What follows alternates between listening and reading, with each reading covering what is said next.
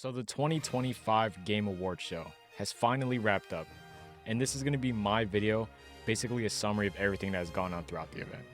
I'm going to be mostly talking about some pretty cool game reveals that were shown throughout the event, and a little bit of a side of Expedition 33. First, I'm going to talk about most of the game reveals, and then I'm going to talk about the awards and the winners. Let's jump straight into it. So early on, they started pretty strong with a brand new Star Wars game. Star Wars Fate of the Old Republic. It's a single-player action RPG, and it has the same director of the Knights of the Old Republic and the Mass Effect series. I know a lot of people were looking forward to this one. I don't really know much about it, but I might check out the old game. Then randomly, I saw this brand new zombie game that looks pretty interesting called Toxic Commando. It's this first-person shooter that is action-adventure, and it looks like it's going to be multiplayer. It looks like it's going to be a lot of fun with a group of friends. And it also looks like there was more than just zombies in there. And now, for that weird statue that was in the middle of the desert for some reason, that nobody could figure out what game it was supposed to be revealing, they finally revealed that it was the continuation of the Divinity Saga, which is developed by the same people that made Baldur's Gate 3.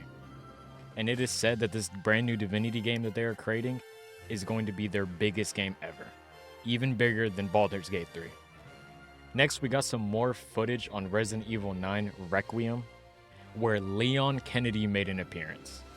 I think it's about time I do my Resident Evil marathon. Resident Evil 9 is set to release on February 27th, 2026. I know this isn't a game, but they showed off a Street Fighter movie that actually looks pretty good. The cast member lineup is really stacked, and it actually looks like it's going to focus on fighting, unlike another fighting game franchise. This movie is set to release in 2026. Next, we got some more footage on Lego Batman, which we got to see some footage on Robin and Nightwing. This game does genuinely look like a great game, so I probably will be diving in. Just as always, I hope we get to see something on the Red Hood. Now, as they announced about 20 times throughout the show about Tomb Raider, we're getting a brand new remake on the very first Tomb Raider. It is going to be called Tomb Raider Legacy of Atlantis. It is going to be an entirely full remake. And then there's another Tomb Raider game set to release in 2027 called Tomb Raider Catalyst. It says that it's going to take place in northern India and is said to be their largest Tomb Raider world yet. I feel like a lot of these gaming companies nowadays are having the mentality of go big or go home. Now, for the game reveal that had me very surprised that I did not expect to see anything from these developers. The Forest 3. This caught me so off guard, and it looks like such a unique and a great way to extend the series. I didn't expect them to take this route with The Forest 3, but I think I'm down for it. They're definitely tapping more into the sci-fi horror side of things, and I kind of like that techie feel that they're trying to give you from the future, kind of like Subnautica. And since they're not keeping it super realistic, they could really dive a lot deeper into the horror aspect of the game, which I loved about the first two games. And another game they wouldn't stop talking about is that we finally got a release date on Phantom Blade Zero. It is coming out September 9th of 2026. It got announced 2 years ago. I've been looking forward to this game, and I've been waiting so long since I first seen it. It was first shown at the PlayStation Showcase on May 24th of 2023. You're not GTA 6, bro. Just come out. I know GTA 6 is taking forever, but the thing is with that, it has to live up to the hype. It has to kind of be the best game there is. You're not GTA 6, bro. Drop the game, please. Another thing that caught me off guard that I really didn't expect was a brand new Mega Man game called Mega Man Dual Override. And this is after not getting a new Mega Man game for 7 whole years. And now we're finally getting a new one coming in 2027. So hopefully they cook with this one.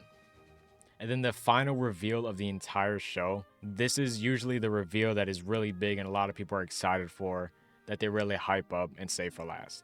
An entirely brand new game developed by the people that made Apex Legends and Titanfall, called High Guard. And I know what you're thinking. this could be crazy. This could be the next PvP game of PvP games. It's just another first-person hero shooter. That's it. It's just another hero shooter. Don't get me wrong, it does look somewhat interesting, but I've been so sick of hero shooters slash PvP shooters in general as of recent that I don't even look at them. But this game is set to release January 26th of 2026. And another thing before we end off the game section, make sure you guys pick up your free copy of Hogwarts Legacy on the Epic Games Store. Now let's jump into the Expedition 33 awards. Alright, so I'm going to start with a bit of a controversial one. Best Independent Game. That was given to Expedition 33, which I, like most people, do believe that it should have been saved for other games. It shouldn't have been allowed to be nominated in this category. I know technically it fits, but I still don't think it should have been allowed. Now, Best Adaptation. I didn't watch Until Dawn or Splinter Cell, but I did watch Last of Us Season 2, and it did not deserve the win here. I absolutely would have rather given it to Minecraft, but I do think the genuine winner was Devil May Cry. Devil May Cry was so much more enjoyable than Last of Us Season 2. I could not finish Last of Us Season 2. Best Action Game goes to Hades 2. Best Ongoing Game, which I was very happy about, goes to No Man's Sky. And I'm very excited for the next game, Light No Fire. Best Audio Design goes to Battlefield 6. And Content Creator of the Year, which I did not expect, was Moist Critical. And he seemed very, very happy about winning that award. And the game award goes to Moist Critical. Congratulations. All right. Here are the nominees for Best... But that's my GOAT, and that's my biggest inspiration for doing this channel today. Best Fighting Game goes to Fatal Fury City of the Wolves. Most Anticipated Game goes to GTA 6 again, which I feel like there should also be some regulations about that. Winning an award for Most Anticipated Game 2 years in a row.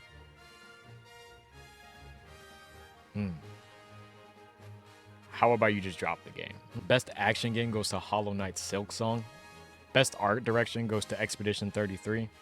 Best Score and Music goes to Expedition 33. Best Community Support goes to Baldur's Gate 3. Best Role-Playing Game goes to Expedition 33. Best Narrative goes to Expedition 33. And for some reason, Player's Voice won Wuthering Waves over Dispatch, Hollow Knight, and Expedition 33. Doesn't make much sense. And of course, Best Multiplayer Game goes to Arc Raiders. I still haven't tried it, and I think I'm going to. Game Direction goes to Expedition 33. Debut Indie Game goes to Expedition 33 once again. And finally, Game of the Year. Could you take a guess on what it was? Expedition 33. It was Expedition 33. Nothing else was gonna win. I think I should probably play the game. Do I think it deserved it? I'd probably say yeah. It's just, I feel like it shouldn't be allowed to win as many awards or be nominated for as many awards as it was. I'm going to be giving it a try very soon, so hopefully it just lives up to the hype, and I could really say that it deserved the 2025 Game of the Year. Anyways, that's going to wrap it up from here. Thank you guys so much for watching. Make sure to like and subscribe, and I'll see you guys in the next one.